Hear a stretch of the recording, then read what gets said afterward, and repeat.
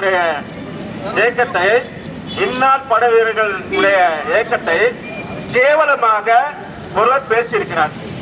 அவருக்கு அரசியல் தான் தெரியுமா ஒழிய ராணுவ வீரனுடைய கொள்கை என்ன, அவனுடைய வலிமை என்ன என்று கூட அவருக்கு தெரியாது.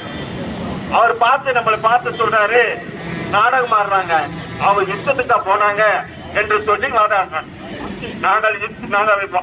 நாடகம் ஆட மாட்டோம். ஆனா நாடகம் ஆடினா நீங்க பாரு, உங்களை மாதிரி ஆண்களை நாடகத்தை ஆட விட்டுருவோம். நீங்க குளத்துல போய் தர்மபுரம் விட்டவர் தானே, உங்களுக்கு அவ்வளவு தூரம் தெரியாது, ராணுவத்தை பத்தி தெரியாது.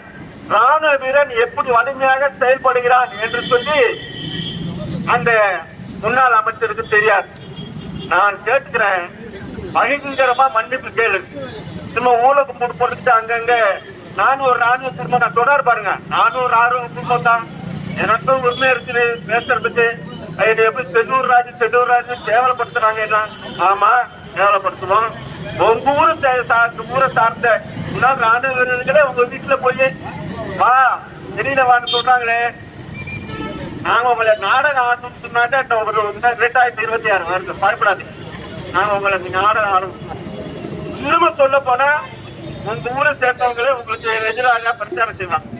இனிமே அந்த வேலையை விட வேணாம், வார்த்தை விடாங்க, மன்னிப்பு கேளுங்க என்று சொல்லி வாய்ப்புக்கு நன்றி, வணக்கம்.